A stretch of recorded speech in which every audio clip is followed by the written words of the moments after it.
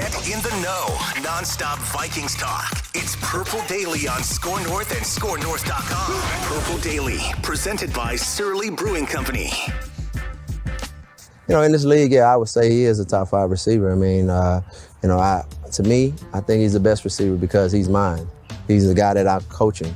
I mean, it could be anybody. Adam, I think he's the best receiver. You know, I think KJ's the best receiver because they're mine. I'm coaching them, you know, and I want them to be the best. I want them to drive, push themselves, and have that drive to be the best. So I let other people talk about who's the best and this, that, and another. We just keep putting that production on the field. Well, that's not very objective, Keenan McCardell. Come on, Keenan. I would have followed up there. Was that Gabe Henderson from Vikings Entertainment Network? Yes, sir.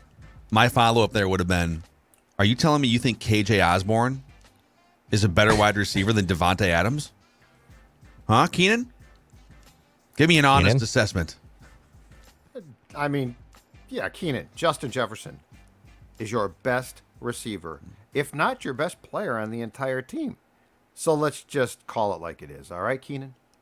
I want to see Judd work for Vikings Entertainment Network and see some of the some of these softball questions be sliders low and away, fastball Morning, up Judd. under the chin. Coach O'Connell, great job. Yeah, fantastic. Only a 41-7 loss. Talk about the good things.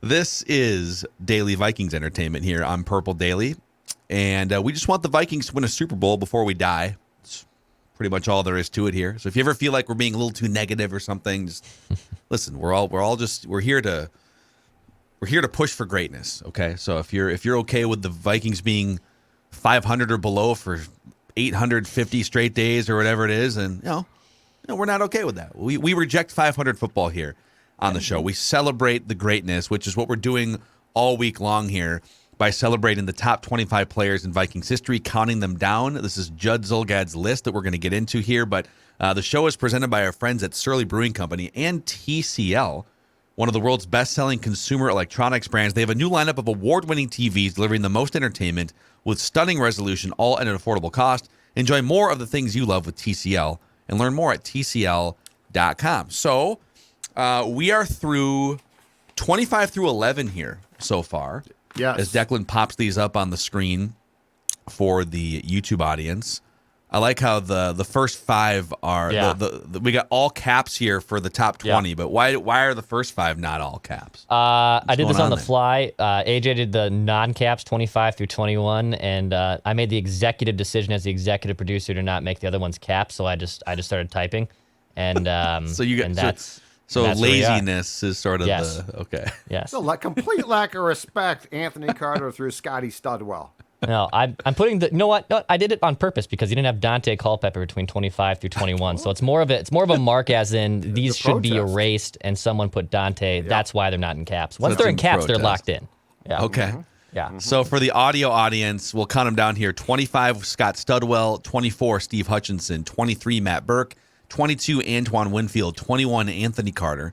20, Gary Zimmerman. 19, Kevin Williams. 18, Matt Blair. 17, Robert Smith. 16, Jared Allen. 15, Joey Browner. 14, Chuck Foreman. 13, Jim Marshall. 12, Mick Tinglehoff. And number 11, Chris Dolman, just on the outside of the top 10. How much blowback did you get here the last couple days with the Mick Tinglehoffs and the Chris Dolmans? I think a lot of the blowback was more Matt Burke Yes. I and think maybe you're right. Anthony Carter related. Yeah, and the Carter one, I feel like the Carter one people bought into pretty quickly. Okay. The Burke one for sure. You know what? The last 2 days, I've gotten more notes saying it's a fun list and people suggesting things. But from the start of when I began this list, my whole thing is it's not like this is the definitive list. You might disagree. That's fantastic. So the fun thing about this is I don't feel like there's any real blowback to it. There's some disagreements, and I think ultimately with where things reside now, what's going to be fun is not the names, because I don't think the names will be controversial. It'll be where I have them. We'll actually get into disagreements potentially about where guys are ranked. If a guy at 10, I'm sure some people will feel should be 7. If a guy's at 7, I'm sure some people will feel that player should be 4. So this to me has been an exercise in fun, not an exercise in angst. Okay.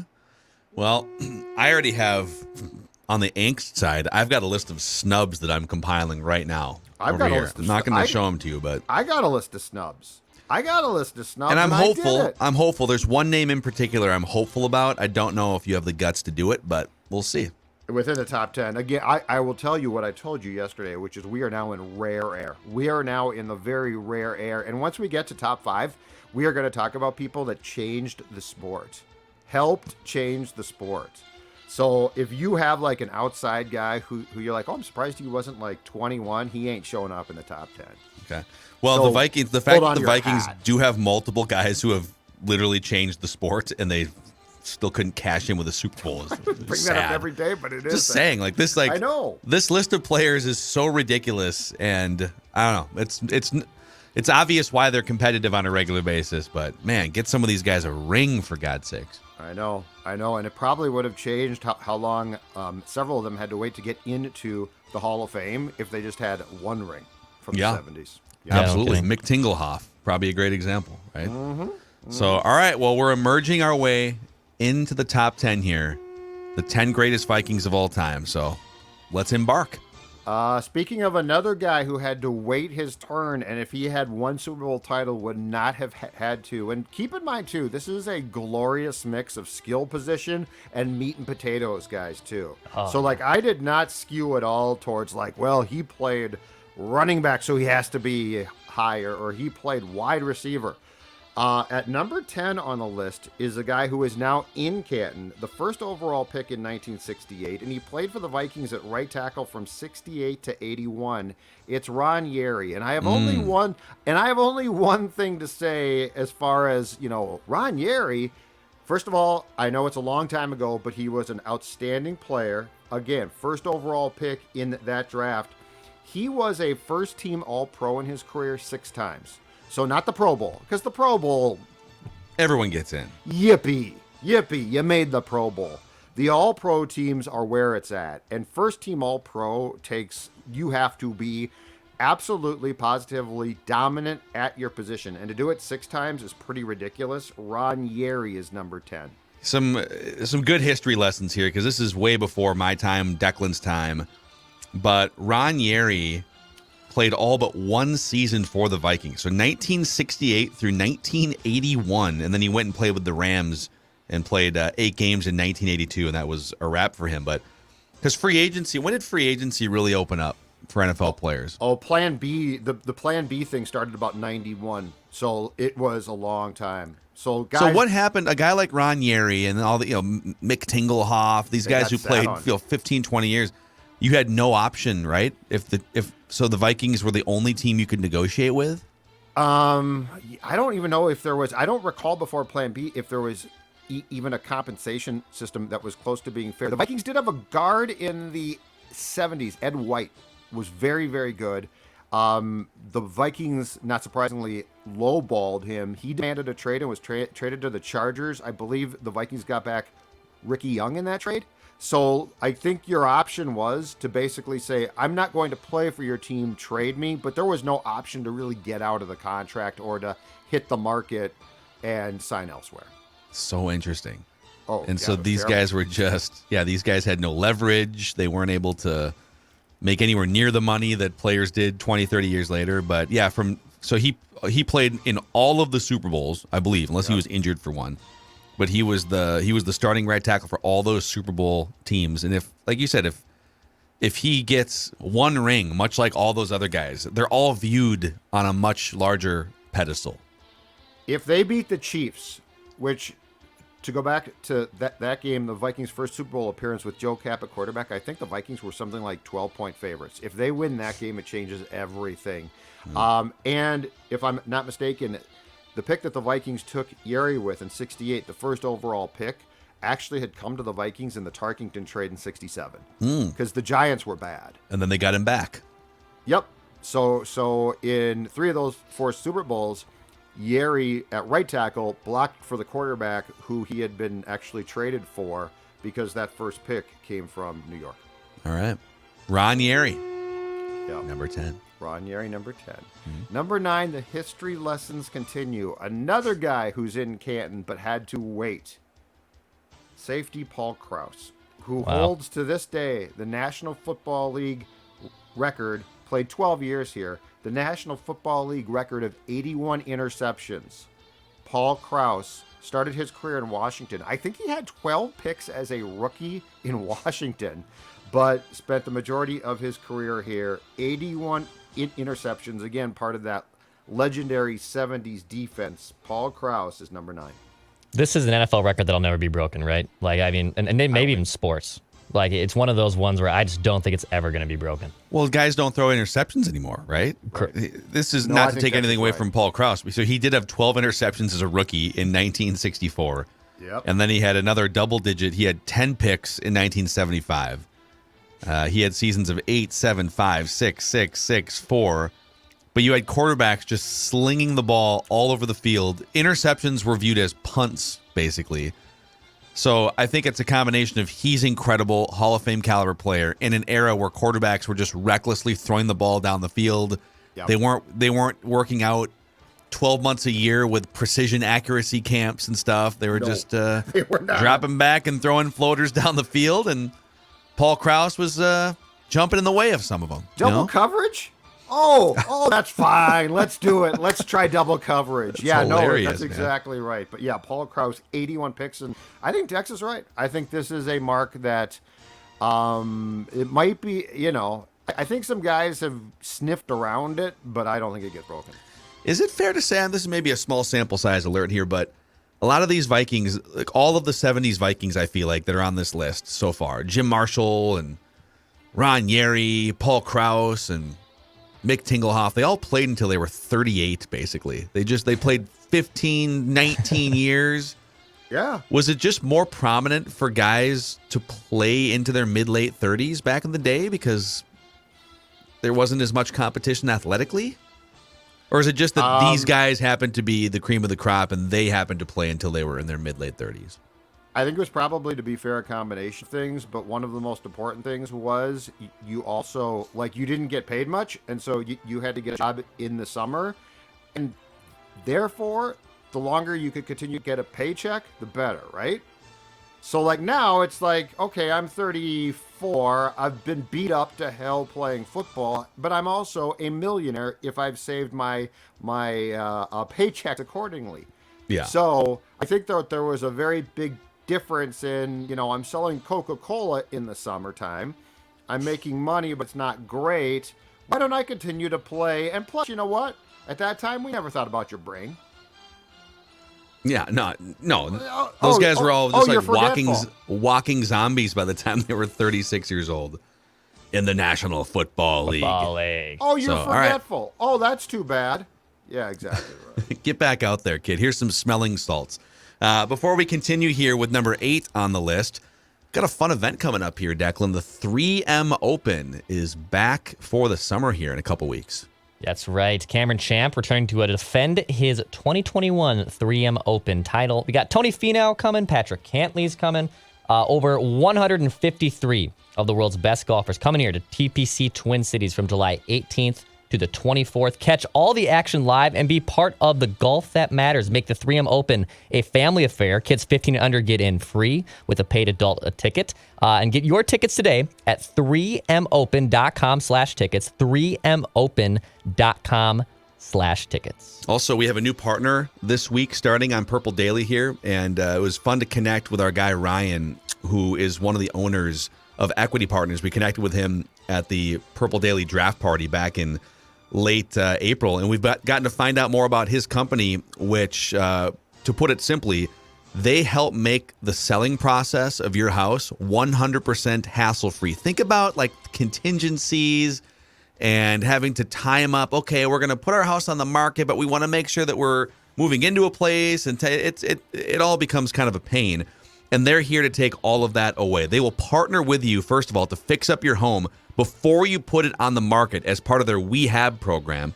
From simple fixes to total remodels, they'll help you get the most value out of your home. And you can, through this partnership, move before you sell, which is one of the best things. So you can put in offers on your next home, non-contingent on the sale of yours. So if you've been thinking about selling your home and you've got some things to maybe fix up, or you're worried about the timing and contingencies. You can find out more at equitypartnersmn.com. That's equitypartnersmn.com. Number 8 on Judd's top 25 greatest Vikings list. All right, this is going to be the only guy in the top 10 who is not in Canton. He will be someday, but he is not yet. In fact, he still might play. Who knows this year? It's no surprise. Adrian Peterson, the all-time leading rusher in Vikings franchise history by a mile with 4,929 yards. He is number 8 on my list. There is no denying, no matter what we think of him as a person, there's no denying the greatness that was AP. An absolutely punishing, dominant rusher, and easily the best Vikings running back of all time. And unfortunately, Judd's internet is sort of Adrian Peterson on third down in pass protection right now. So actually, if you could jump out and in or restart, I don't want to have to grind through the rest of this list with bad Judd internet here. So let's let Chester him reset Taylor this thing. On the third down, right? Like I got to step in here because AP can't play the third down pass protection or be the screen guy, so I can be Chester here for him. Just coming out. Adrian, why don't you take a seat there? Take a breather. So Adrian Peterson, I had a chance to cover the Vikings from 2006 through like 2010 as a beat writer and as a radio host and whatnot. I'm so conflicted on him because he is. In some ways, I think he could be higher than 8. Yeah, I mean, absolutely. When it comes to carrying the football and just you sit in the backfield, hand him the ball, and give him the ball and run forward. I don't know that anyone was better at that. I mean, you could say Walter Payton, Barry Sanders, they all three had their different styles, but he was a freight train who could run like a 4.3 40-yard dash and get separation from the fastest defensive players in the NFL. But then on the flip side, he had some big fumbles and big spots, and he was largely not used on third downs in his career, and so I think that probably dings him a little bit on this list. If he had helped the Vikings instead of fumbling a bunch of times in the NFC Championship game in 2009, if he had been the hero of that game, and if they win that game and win a Super Bowl, I think Adrian is regarded maybe even above some of the guys, like the short list of guys that are ahead of him in NFL history. So very interesting one. I think in terms of just downhill running backs, right? Like that dude was also, I remember just being astonished by how far back he would be in like single back formation. Like that dude was like 7 to 8 yards back, ready to just get a full head of steam and run. But to my generation, I think because I was just starting high school or finishing 8th grade when they drafted AP, and I remember my friends were just up in arms because Brady Quinn was in that draft, and people thought the Vikings should have taken Brady Quinn because they needed a quarterback so badly. But AP, I think, represents a whole chunk of fan base of people my age that remember those teams and remember how great of a running back he was. And yeah, kind of the last true bell cow running back like that, that just literally carried the Vikings. And, the fumbles were certainly an issue. And obviously the horrible cliche, it had to be mentioned on the PR notes and the bingo card of broadcasters saying the most firm handshake in the NFL. You'd be shocked at how many times he fumbles because he's got the hardest handshake. He broke my hand NFL. in 9 places. Jim, back to you. And then even covering him, because I started covering NFL teams in 2016, so that was his last year here in Minnesota. And I never really was like starstruck starting to enter those locker rooms because you just do kind of got to obviously unplug your fandom to a degree when you first start going in there. But I remember seeing AP in person and being like, that's Adrian bleeping Peterson. Like, that's a dude I grew up watching as a middle school kid. And now I'm standing next to him in a locker room and just being like, kind of like a little bit in awe. And this was, now at this point, past his prime. His off-the-field issues were certainly now a thing. But he represents, I think, a large chunk of Vikings fans that love Adrian Peterson and carried those teams to a couple division titles. I think he's on a short list, and Randy Moss, I think, is at the top of the list of if you were to rank Vikings players in history of how many fans did they hook for the first time to be a diehard Vikings fan. Randy Moss hooked a bunch of people. I mean, we ask on Write That Down, I feel like, on a regular basis, we'll ask people, hey, when did you first become a Vikings fan? 98 is the most prominent answer. But I think for the next generation of fans, I think Adrian Peterson was that type of guy, too, that hooked you as a fan. Here's another crazy thing. And we can bring Judd in here and test out the internet gremlins here. But one of the crazy things about where Peterson stands right. He's 5th all-time in rushing yards, 14,918. I don't know that he's going to get another crack at Barry Sanders, who is about 300 yards ahead of him. And he's not going to catch Frank Gore, who's over 1,000 yards ahead of him. So he's pretty firmly entrenched, 5th on the all-time rushing list. If he gets another sniff for a half season, maybe he climbs up over Barry Sanders. But you have to scroll down to find the next active player on this rushing yards list is Mark Ingram at 54th with 7,800 yards. And then Zeke Elliott is 58th at 7,300. Derrick Henry, 6,700. Le'Veon Bell, who's completely cooked, at 6,500. I don't know that another running back is going to get to 10,000 yards in their career, the way that running backs aren't used anymore. Guys don't get the ball 300 times. I mean, Derrick Henry might.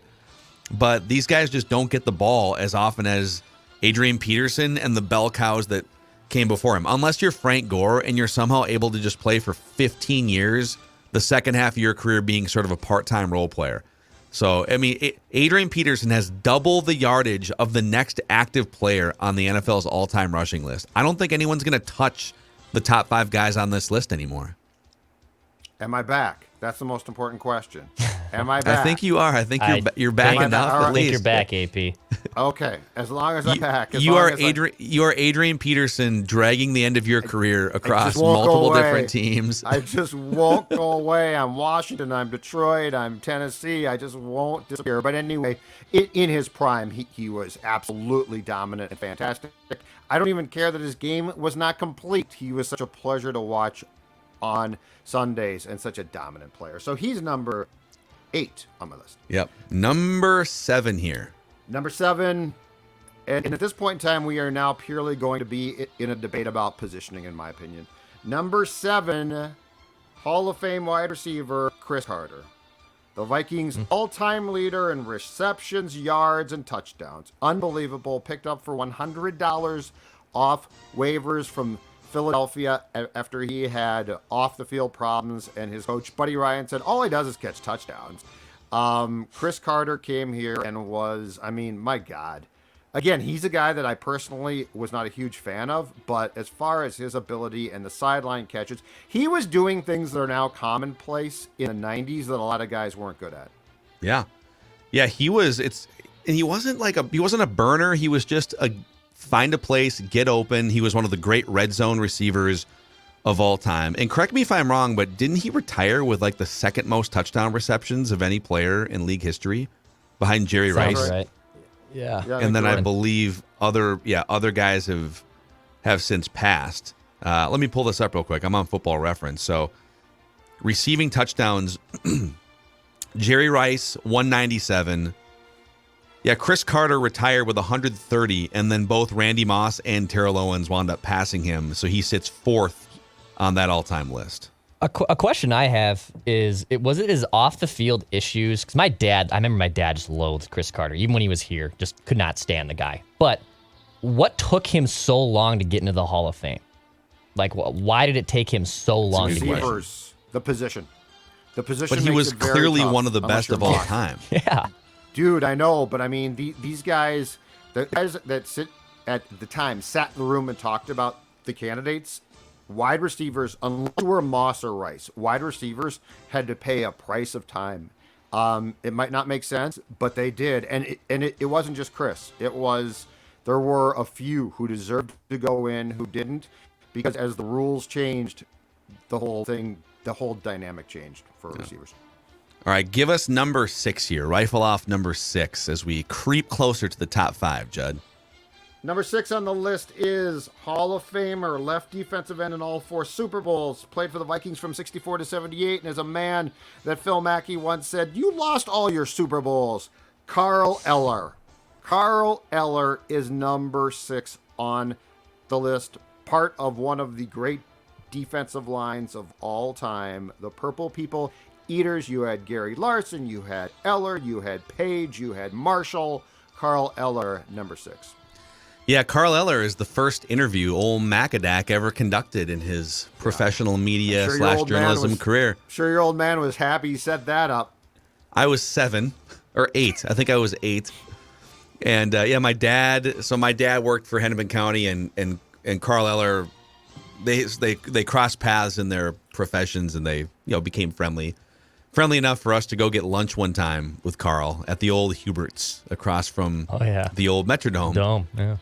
And yeah, we walk in, and again, I'm like 8 years old, but I was a sports encyclopedia for being 8 years old. Mm-hmm. And we walk in, and there's Carl Eller, man, just hulking Carl Eller. It's just probably 1992, and so he's probably 50 at the time, something like that, late 40s or 50s. So he's still pretty put together. Oh yeah, and he still is, by the way. If you see old Carl out, he's certainly not a blob by any means. And my dad said, "Philip, this is Carl Eller. This man played in 4 Super Bowls with the Minnesota Vikings." And I said, "Yeah, and he lost them all." And that set you up as a Vikings fan for life. Luckily, Carl laughed it off and didn't take that big paw and grab me by the neck and throw me out the door at Hubert's. But then he allowed me to sit down with him we had a class project of some kind where we had to interview somebody. I don't know. And I think everyone else interviewed like their aunt, their brother, their dad, and I interviewed Carl Eller. So you got an A? I don't even. Yeah, probably. Yeah. That's good. Yeah. That's real good. I'll find the tape at some point. He did. I remember he told my parents because I don't want this. Let's just make this for a class project. I don't want this being like put out there on the media or anything. But I asked him a bunch of questions about his career. But it's been over 25 years now, so I think it's been 30 years. And you've got. I think we can probably release that tape at some point, can't we? You got it. It's somewhere. I think it's back home at the farm. Yeah. Oh God, I love find it somewhere. That's awesome. So there it is. Ron Yary 10, Paul Krause 9, Adrian Peterson 8, Cris Carter 7, and Carl Eller 6. Change the caps as we make our way. Yeah. Look at you. Oh, you didn't have to do that. I sort of liked your protest. People were commenting that AJ would update the lower banner for every new player that Judd threw out throughout the episode. Oh wow! But they liked when Were AJ they really? would update the banner. Yeah, I just saw a couple. I'm just saying a couple comments that when the backup came in and did this thing with this route that the starter wasn't doing, that the people, the fans appreciated that. So just want to throw it out there. That's okay. Got 2 quarterbacks. You don't got 1. That's fine. It's all right. Hey, wait, why are you taking a shot at me? Yeah, that's a good point. You know what? I'm Team Declan here. Poor guy does enough work already. I know he does a lot of work.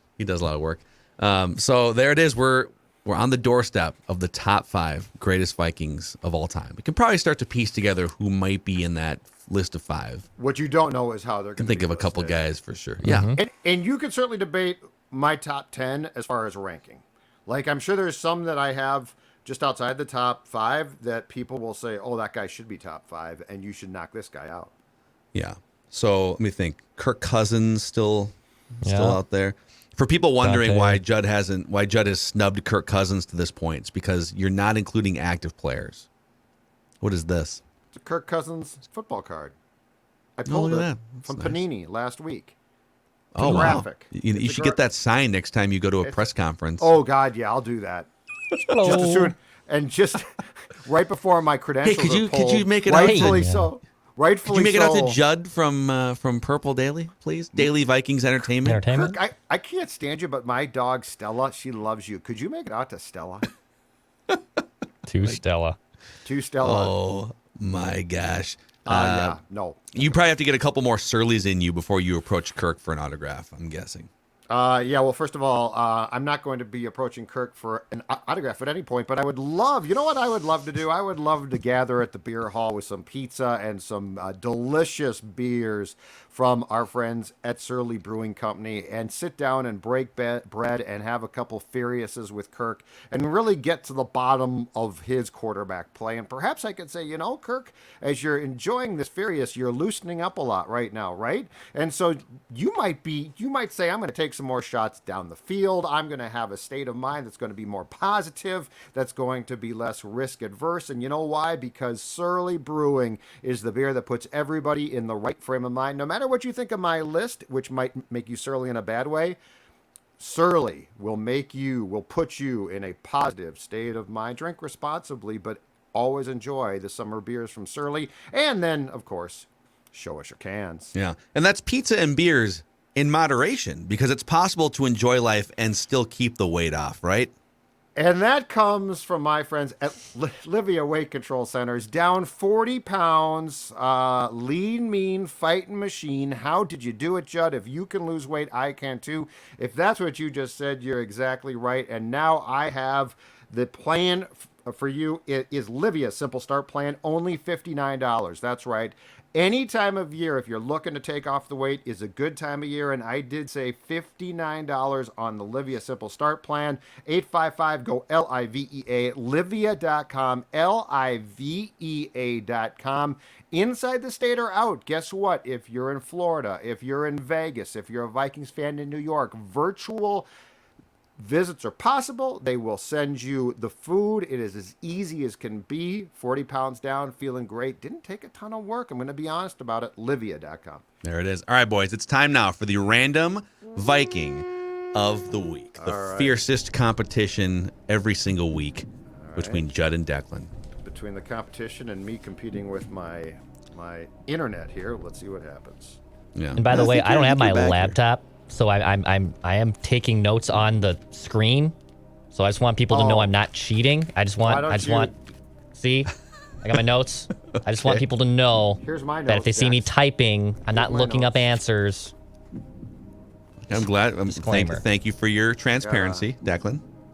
Dollar notebook I bought at Target this week. What if because Judd has a 26-15 lead on Declan all time. Judd, in fairness to Declan had 4 consecutive wins, Yeah. and you never got pinned for, you weren't the one that got pinned last week. It was AJ who lost on Matt Asiata. So as far as I'm concerned, this is week 6 of Declan holding the crown here, going into week 6 on Random Viking. I was going to say, maybe if it gets too out of hand, though, we should have Declan be able to cheat while Judd can't, and then see if That sounds like a terrible Declan idea. can, That's condescending to Declan. I don't like that.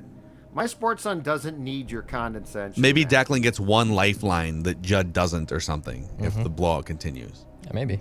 So Dex That is might on. be Wait, to so handicap it. Dex has won 4 in a row going into because he lost last week, but that's not his loss. Yep. The last So, one Declan lost was yeah. Sage Rosenfels, Yeah, over a month ago. So Dex is really so upset me. for a month now he has held his own. This Yeah. is not a man that needs a lifeline. Okay. So Declan's 4-game winning streak included Latavius Murray, Marquise Gray, Corey Chavis, Pat Williams. We start with this clue. And by the way, about that one. I throw out clues. You guys can ask me questions if you want to. I can refuse to answer or whatnot. You get 3 incorrect guesses, and then you're out. You can blurt out answers whenever you want to. So here we go. Yeah. This Random Viking of the Week originally hails from Natchez, Mississippi. Mississippi. This Random Viking of the Week played college football in the Big 12. I'm a Big 12 guy. Yeehaw. This Random Viking of the Week was an all-state Class 5A defensive back his senior season of high school.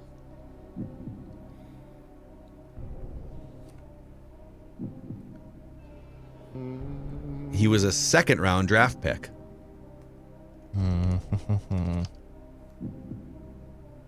I gotta guess. Wow. Okay. Yeah, it might be wrong, Declan. Don't worry about it. Is it Tyrell Johnson? No. Okay. Although I'm making a future note for Tyrell Johnson to be a future Random I'm not- Viking of the Week. If I'm not mistaken, Tyrell Johnson was the Vikings' first pick in the Jared Allen draft to 2008 when they gave up. So they took him with their first pick, but it was a 2nd-round pick, and he was a safety. So that's why I guessed like a defensive back. Yep. All right. I I like the guess. I got a hint, but I want the next clue. Okay. So McCauley was This Random Viking of the Week played 89 games and started 72 of them in his never NFL mind. career. Wouldn't be this guy then. This Random Viking of the Week won a national championship in college.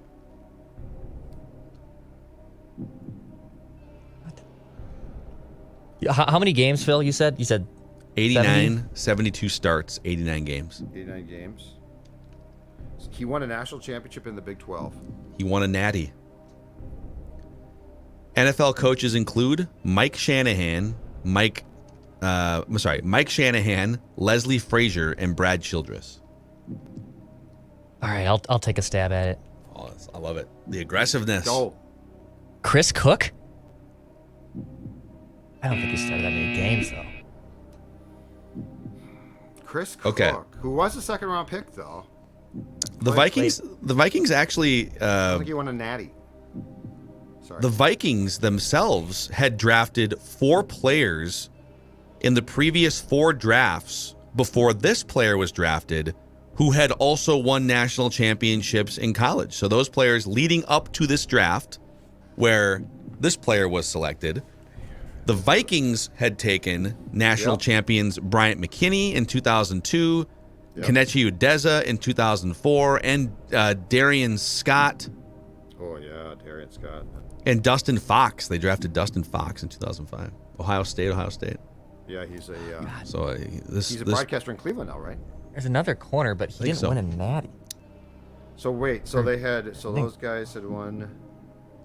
So this guy played for Shanahan, Frazier, and Childress, not in that order. So obviously played for Childress, Frazier, and then probably and you said Mike Shanahan, right? Yes. This random Viking of the week I'm wrong. Yeah. was coached by the legendary Mac Brown.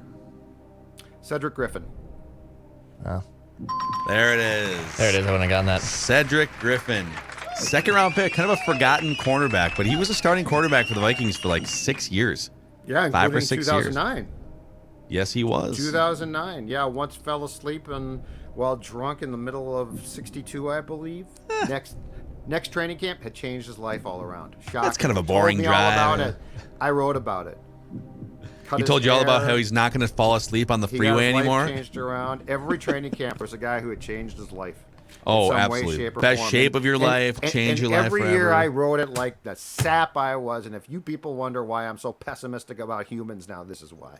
Yeah. Well, you got to write it in training camp, and then, because that's kind of when you got to make up stories like that. Anyway. You are now in the area, Phil, of all of those like early cornerback draft picks or defensive back draft picks who weren't failed first ones. rounders, but the Marcus McCaulleys, the Asher Allens, Cedric was okay. Declan's right. Chris Cook.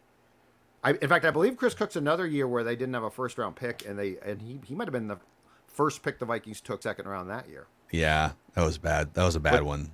But they were Marcus McCauley's dad at training camp. My son's my great. gosh. He's really not as good as you think he is, Mr. McCauley.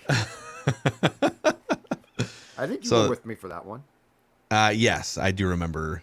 I was very high on him. He picked off like 3 passes in one of his first practices or something. Oh, look at this guy. He's a gambler. He's going to take some chances, pick off some passes. Chris Cook, in like his second year in a training camp practice, picked off 3 passes, and Chip and I are like, we got to write a big story about this. This is unbelievable what he's doing. Those were the only 3 passes he would ever pick off. And didn't he have one game where he just like shut down Megatron as in like limited him to 4 catches for 70 yards? Like I think there's one game against the Lions where he quote unquote shut down Calvin Johnson, and everyone was riding high on the Kool-Aid there too. I don't remember that one, but maybe we should do a rewind episode about the one game Chris Cook had. Nice job. Get chilly on. Amazing. All right. Hey, a quick shout out to our friends at Federated Insurance. So in addition to helping business owners for over 100 years, they have been partners with Big Brothers Big Sisters since 2005. And through the Federated Challenge, they've helped raise $44 million for Big Brothers Big Sisters, which provides one-to-one relationships, mentoring relationships for children facing adversity. So Big Brothers Big Sisters across the country serves 135,000 children nationwide, 5,000 of those in Minnesota. So if you want to get in and help out, maybe you want to become a big, you can find out more information at federatedchallenge.org. Federatedchallenge.org. Tomorrow, we finish off the top 5 greatest Vikings of all time, according to Judd. I don't know. We're going to have to do snubs at some point. Maybe we do that for Saturday's episode. Maybe we save it for early next week.